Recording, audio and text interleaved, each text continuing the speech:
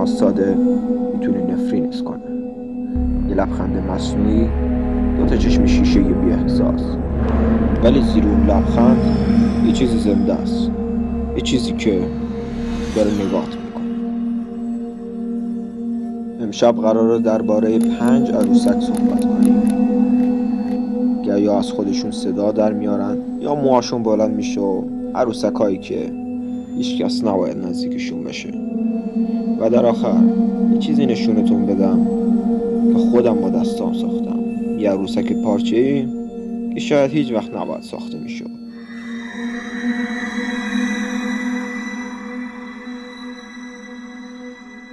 روبی، یه عروسک ساده قرمز رنگه که قدمتش به بیش از 100 سال پیش برمیگرده. صاحبش یه دختر بچه بوده. اسمش مشخص نیست، فقط میدونیم همیشه روبی رو بغل میکرده تا اینکه یه روز ناگهانی بی دلیل مرد. خانواده‌اش اون عروسک رو داخل کلیسایی در انگلستان گذاشتن به امید اینکه روح دختر آروم بگیره. ولی چیزی که آروم گرفت فقط بدنش بود، نه روحش. کشیش‌ها میگفتن شبا از انبار صدای گریه بچه میاد. یکی از خادما قسم خورده دیده روبی خودش از روی قفسه افتاده و هر کس اون عروسک رو لمس کرده بعدها کابوس‌هایی دیده که درش یه دختر کوچیک با لباس سفید روبی رو بغل کرده و فقط یه جمله میگه: اون از من جداش کرد.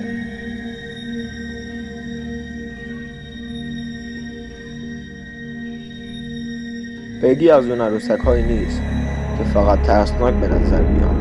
پگی یه انرژی واقعی داره. صاحب فعلیش میگه بعد از هر بار تماس باهاش سرگیجه گرفت و چندین نفر از تماشاگرها حتی موقع دیدن عکسش دچار تهوع یا اضطراب شدن. یه تحقیق رسمی روی بیش از 200 نفرشون انجام داد. خیلی‌ها بعد از دیدن پگی دچار کابوس‌های تکراری شدن. کابوس‌هایی از یه زن با چشمان خالی که میگه من هنوز اینجام. بعضیا میگن روح اون زن درون پگی گیر کرده و هر بار که کسی بهش نگاه کنه برای چند ثانیه با چشماش روح بیننده رو اسکن میکنه. و اگه شما هم با دیدنش امشب کابوس دیدین حتما بهم بگید.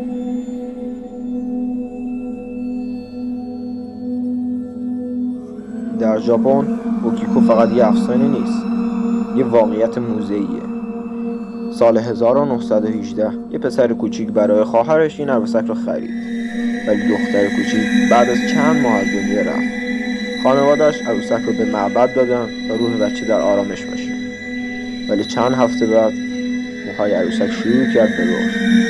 هر بار که کوتاهش میکردن دوباره بلند میشد. دانشمندان موها رو بررسی کردن و نتیجه دی ان ایشون مثل موهای واقعی انسان بودن. مردم ژاپن باور دارن روح دختر هنوز در اون اوکیکو زندگی میکنن و هر سال در روز مرگش موهای عروسک کمی بلندتر میشن، انگار داره بزرگ میشه.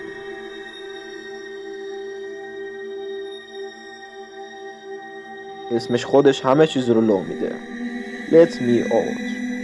صاحبش میگه از اولین روزی که عروسک رو پیدا کرده هر شب صداهایی میشنوه. یه نفس کشیدن آهسته، یه صدای ضربت در کمد. یه بار سگش به عروسک حمله کرد و ولی همون لحظه با ترس از خونه فرار کرده و هیچ وقت برنگشته. گفته میشه لتا با استفاده از چوب ساخته شده که برای مراسم احضار روح استفاده میکردن و بعضی باور دارن داخلش روح یه پسر بچه خفه شده زندگیه. یه کارشناس واقعی وقتی چهره لتا رو بررسی کرد گفت این چهره انسانی نیست، این یه چیزی بین آدم و جسده.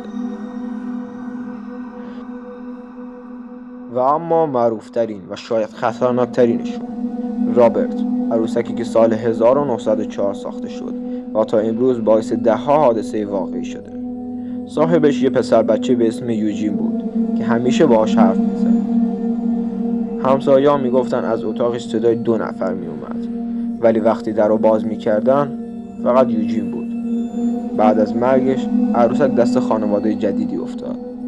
کمی بعد اون خانواده هم خونه رو ترک کردن چون میگفتن شبها رابرت روی تختش نمیمونه.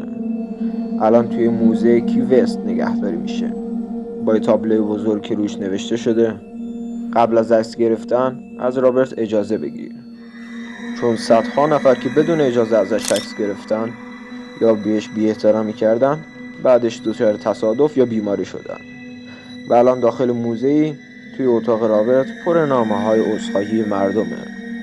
میگن هنوز وقتی بهش نگاه میکنی چشماش یه لحظه میچرخن درست به سمت تو.